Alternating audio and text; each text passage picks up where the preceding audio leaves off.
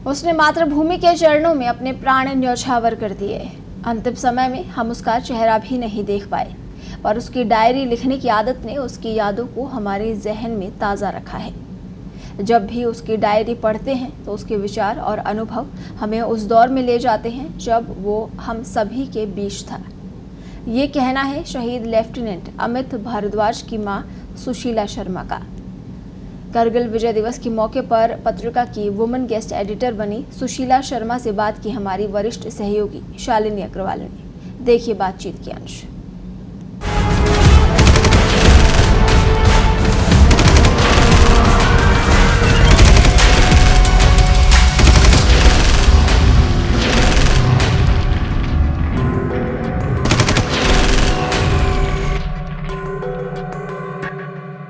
नमस्कार। जैसा कि आप जानते हैं कि आज पूरा देश करगिल विजय दिवस मना रहा है। आज ही के दिन भारत ने पाकिस्तान पर करगिल के युद्ध में विजय प्राप्त की थी। इस युद्ध में भारत के बहुत सारे वीर सपूतों ने अपने प्राणों की आहुति दी थी। इन्हीं में से एक थे जयपुर राजस्थान के कैप्टन अमित भारद्वाज। शहीद कैप्टन अमित भारद्वाज की मां सुशीला शर्मा जी और बहन सुनीता भारद्वाज आज हमारे साथ बातचीत के लिए मौजूद हैं। बता दें कि सुशीला शर्मा जी पत्रिका की संडे विमेन गेस्ट एडिटर भी रह चुकी हैं।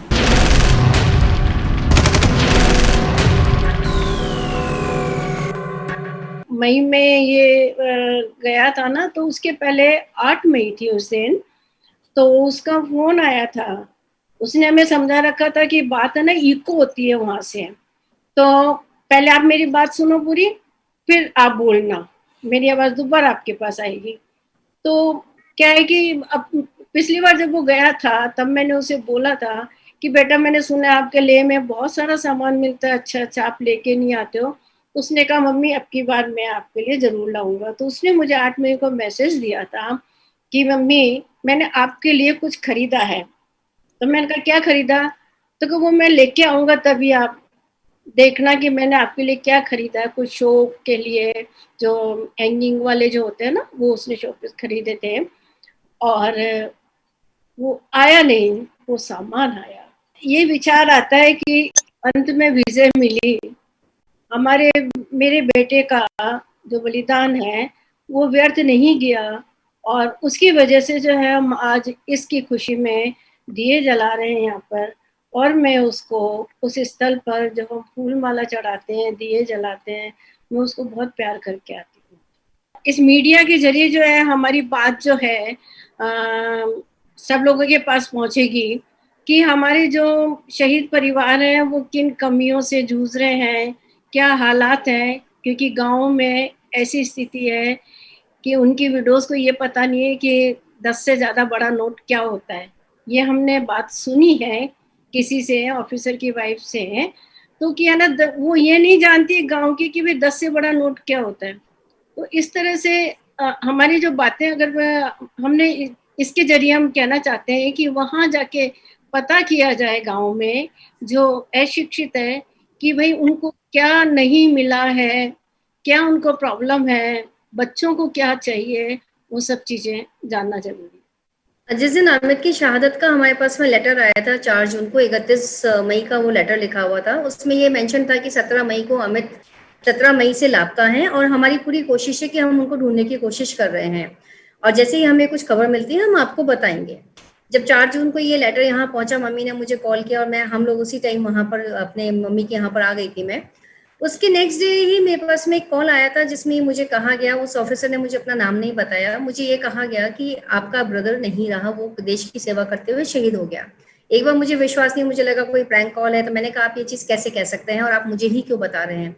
तब उसका ये कहना था कि आपको हमने सुना है कि उस अमित का ये कहना था मेरी सिस्टर बहुत स्ट्रांग है, आप उसे ये चीजें बता सकते हैं कि अगर कल को मुझे कुछ हो जाता है तो।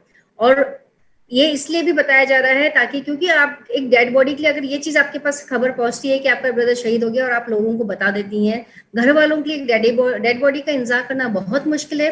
रीजन क्योंकि हमें ये पता नहीं कि युद्ध 10 दिन चलेगा या महीना भर चलेगा या 2 महीना चलेगा, और वहां से हम बॉडी इसलिए रिकवर नहीं कर पा रहे हैं क्योंकि वहां से कंटिन्यूस फायरिंग हो रहा है।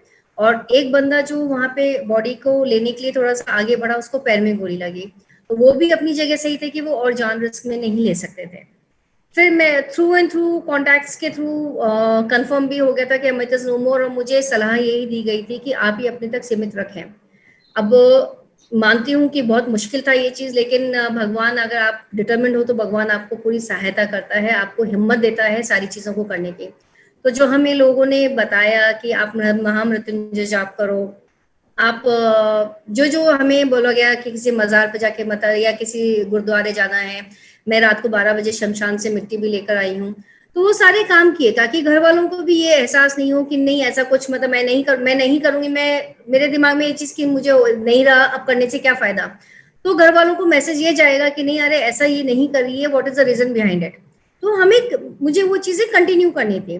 तो 56 दिन तक वो मैंने कंटिन्यू किया। मुझे बड़ों का आशीर्वाद मानिए, भाई की एक हिम्मत मानिए कि भाई की हिम्मत भी मेरे साथ में थी कि हाँ, ये न्यूज जिस टाइम ब्रेकआउट हो उस टाइम ही बेटर है ब्रेकआउट होना। और 13 जुलाई को दिन में 2 बजे की न्यूज में, जी न्यूज में ये चीज डिक्लेयर हुआ था कि अमित भारद्वाज और उसके साथ में हवलदार राजवीर का बॉडी रिकवर किया गया। कोई जवान शहीद होता है, कोई अफसर शहीद होता है, तो वो जरूर वहां के शहर के और गांव के लोगों का पूरा जज्बा रहता है। कुछ लोग होते हैं जो उनसे लास्ट तक भी जुड़े होते हैं, ऐसा नहीं है कि सबका उनके साथ में जुड़ाव नहीं होता है, कुछ लोग लास्ट तक भी जुड़े होते हैं। लेकिन धीरे धीरे मैंने ये पाया है कि जब तक हम उस नाम को आगे करने के लिए, उस नाम को हम याद रखने के लिए, क्योंकि एक ये होता है कि कहा जाता है कि अगर आप उस चीज को आगे लाइमलाइट कर रहे हैं तब तक वो लोगों की जुबान पे रहेगा।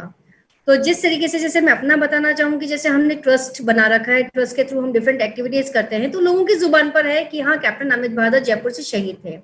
अब रही बात गाँवों की, गाँवों में कई बार क्या होता है कि कुछ लोग तो होते हैं जो उस परंपरा को फॉलो आगे कैरी कर पाते हैं कि भाई हम ये बताएं कि हमारा शहीद था।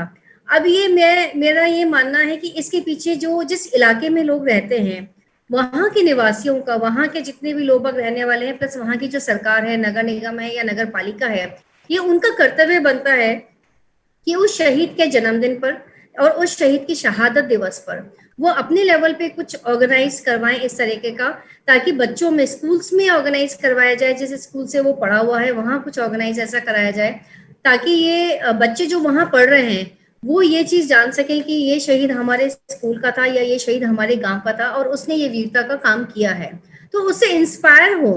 तो ये एक घर वालों के अलावा ये सरकार की, और जो एक हमारे अड़ोसी पड़ोसी हैं या हमारे रिश्तेदार हैं, प्लस हमारे गांव के वाले हैं या शहर वाले हैं, और सरकार की भी जिम्मेदारी बनती है कि उस चीज को वो आगे लोगों तक पहुंचाए।